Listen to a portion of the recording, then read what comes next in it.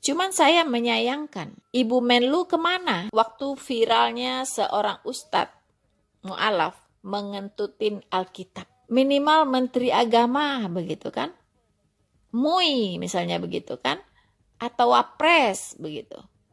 Tidak ada suara, tidak ada suara.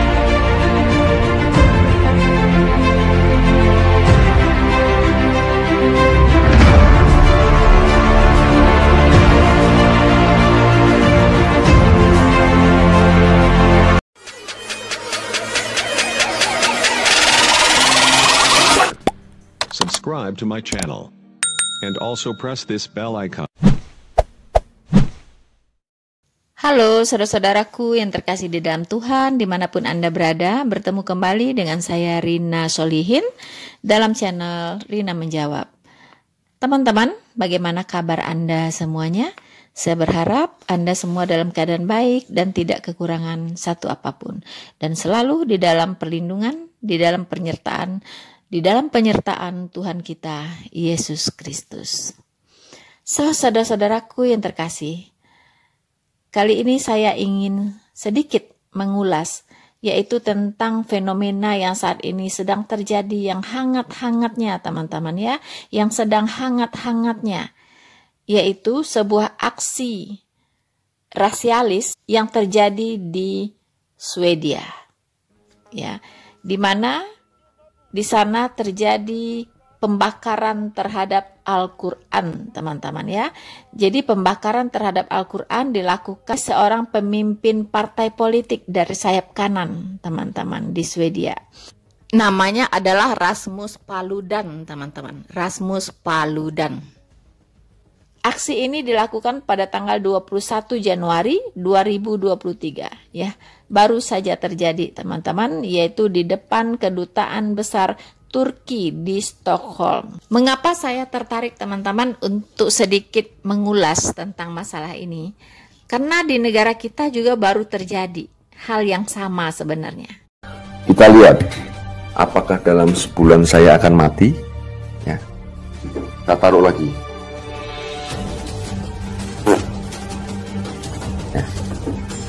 Kita lihat nanti apakah Agustan akan mati ketika Alkitab ditaruh di pantat. Ya, kita lihat. Pada prinsipnya hal yang sama, cuman bentuknya saja yang berbeda ya. Yaitu ulah dari seorang ustadz ya, Agustan, yang mengentutin Alkitab. Kita lihat. Ya.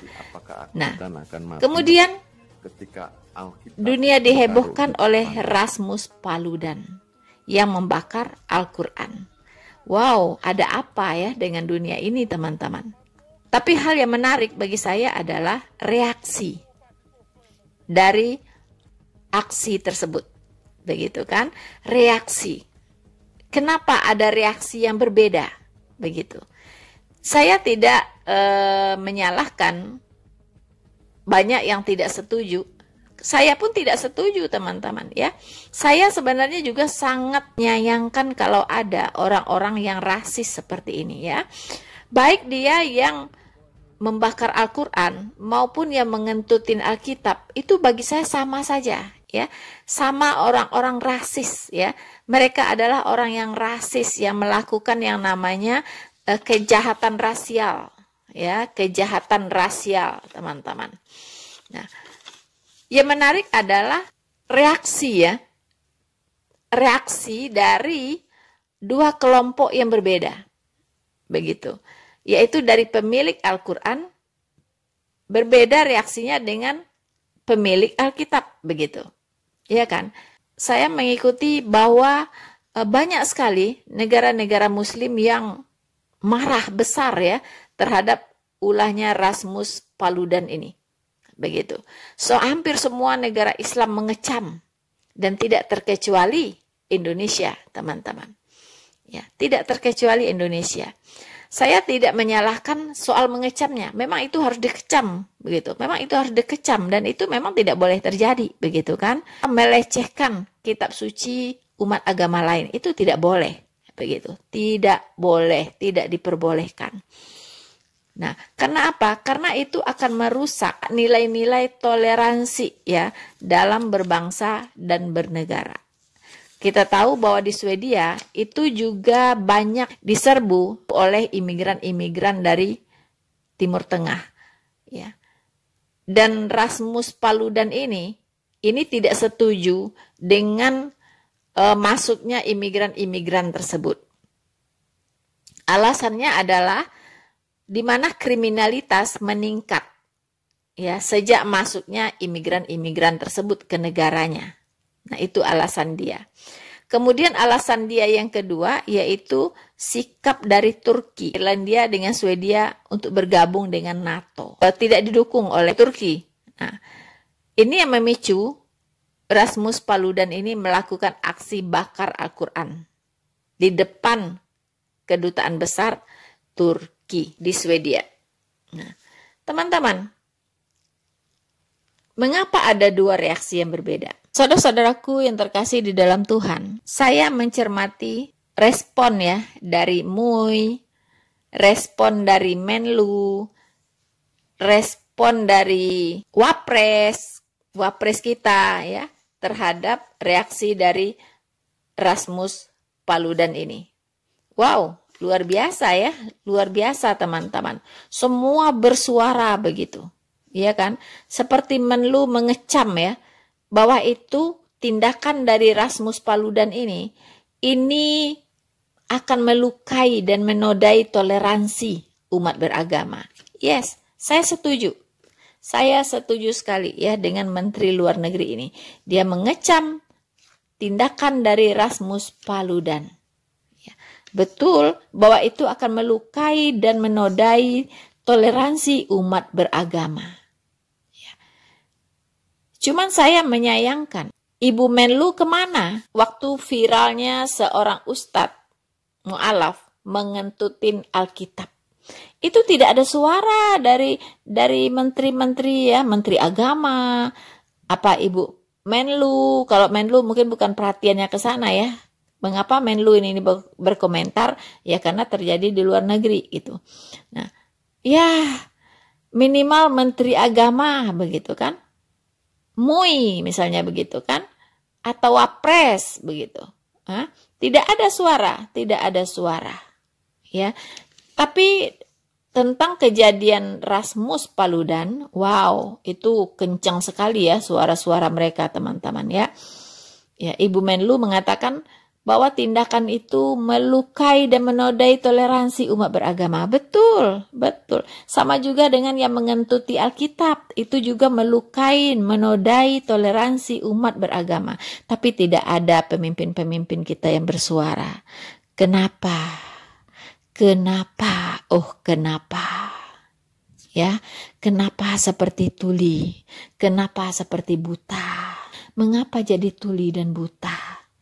Ya, kemudian MUI ya, Majelis Ulama Indonesia itu juga sangat mengutuk ya apa yang dilakukan oleh Paludan begitu, bahkan mendoakan Paludan dilaknat oleh Allah ya, karena katanya kalau didoakan supaya dia mendapatkan hidayah itu sudah tidak mungkin secara manusia, makanya harus didoakan dilaknat oleh Allah.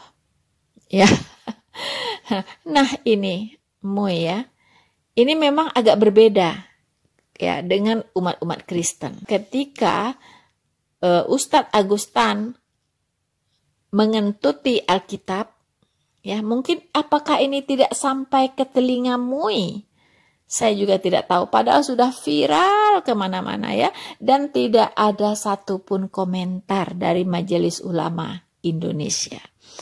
Ya, seharusnya Majelis Ulama Indonesia ikut bertanggung jawab begitu ya dengan umatnya yang punya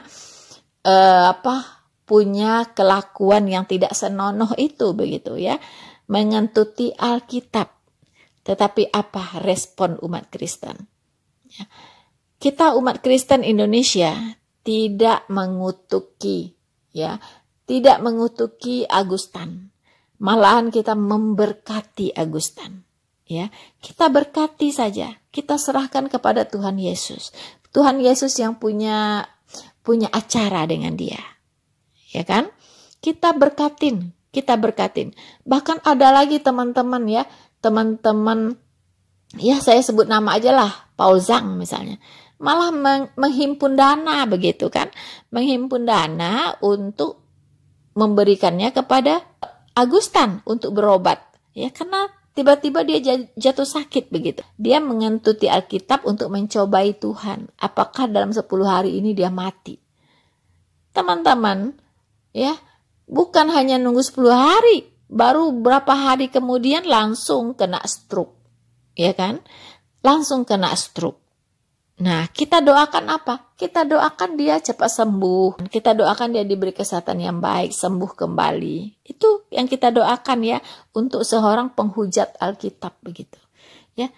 Kita tidak mengutuki dia supaya dia dilaknat oleh Allah. Tidak. Kita tidak pernah mendoakan supaya Agustan dilaknat oleh Tuhan Yesus. Tidak. Ya. Tapi mengapa dia tiba-tiba jatuh sakit? Kena stroke setelah dia mengentuti Alkitab. Ya, itu haknya Tuhan Yesus untuk memberikan pelajaran. Begitu. Tapi kita sebagai umat Tuhan, kita justru memberkati semua orang yang membenci kita. Ya, yang menghina kita. Kita berkatin. Memang itu adalah ajaran dari Tuhan Yesus. Ya kan?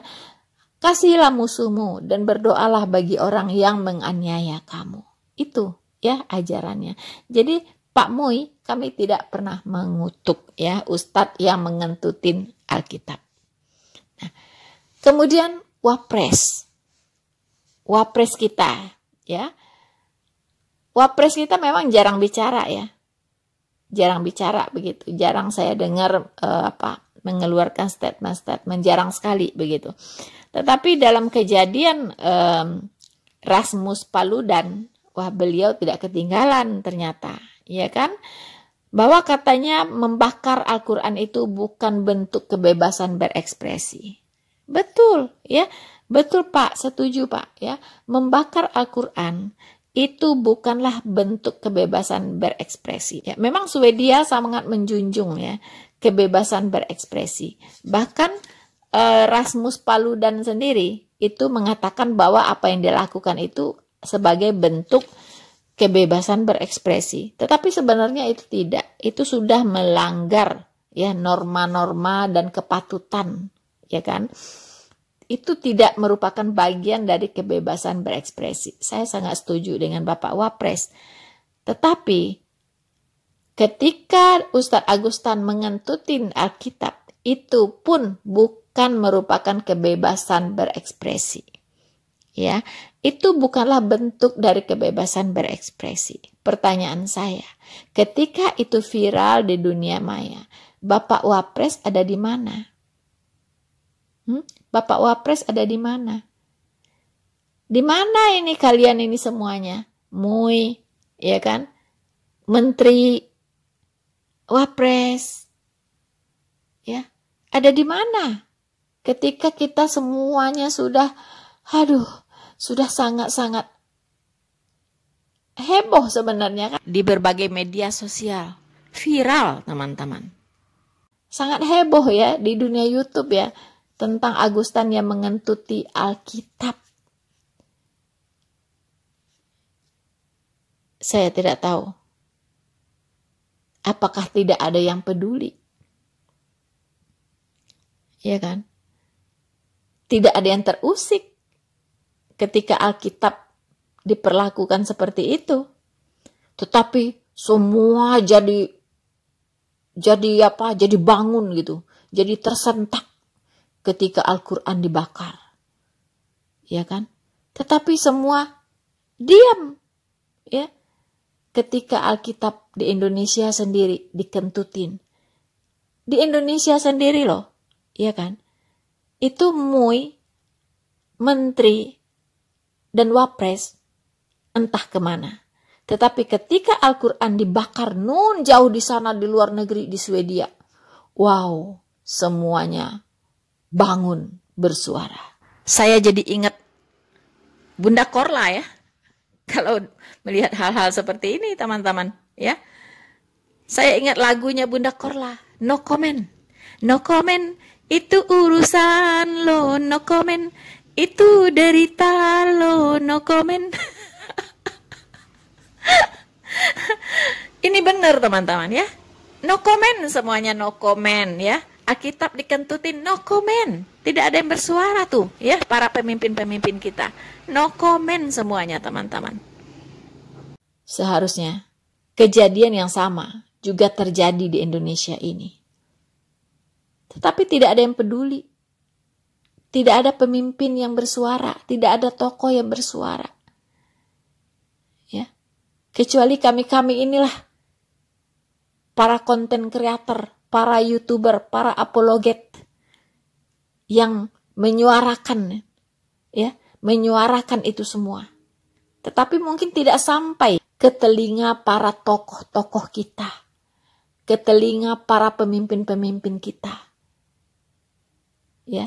Tetapi nun jauh di sana sampai ke telinga mereka. Itu hebatnya. Iya kan? Itu hebatnya. Jadi saudara-saudaraku yang terkasih di dalam Tuhan, pesan yang ingin saya sampaikan adalah, yuk benahi dulu negara kita. Benahi dulu bagaimana kehidupan umat beragama di negeri ini. Apakah sudah mencerminkan ya kehidupan beragama yang baik, ya, yang saling menghargai, saling menghormati, tidak mencederai satu sama lain, ya kan? Tidak membuat onar, tidak melakukan kejahatan-kejahatan rasial, terutama terhadap umat beragama yang minoritas. Bagus kalau kita bersuara untuk luar sana, bagus, ya kan? Oh ya, kita harus bersuara semuanya, umat muslim harus bersuara semuanya, ya, mengutuk Swedia. Ya, tapi bagaimana dengan yang terjadi di dalam negeri sendiri? Ya, di sini juga ada loh, ada umat beragama lain, Kristen, ya, di mana kitabnya dikentutin oleh seorang ustadz, tapi tidak ada suara dari para pemimpin kita. Tidak ada suara dari Menteri Agama. Tidak ada suara dari MUI. Tidak ada suara dari Wapres. Tidak ada. Jadi mari kita semakin wise, semakin bijak. Jangan sampai tungau di seberang lautan kita lihat, tapi balok di mata sendiri kita tidak lihat. Mari kita ciptakan Indonesia yang damai, tentram, saling menghargai antar umat beragama, tidak saling menista, dan memberikan hak-hak kepada setiap warga negara untuk beragama dan beribadah sesuai dengan keyakinannya. Bersama saya, Noverina Solihin, Tuhan Yesus memberkati kita semua. Maranatha.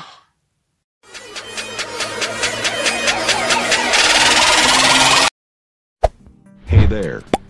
Subscribe to my channel. And also press this bell icon.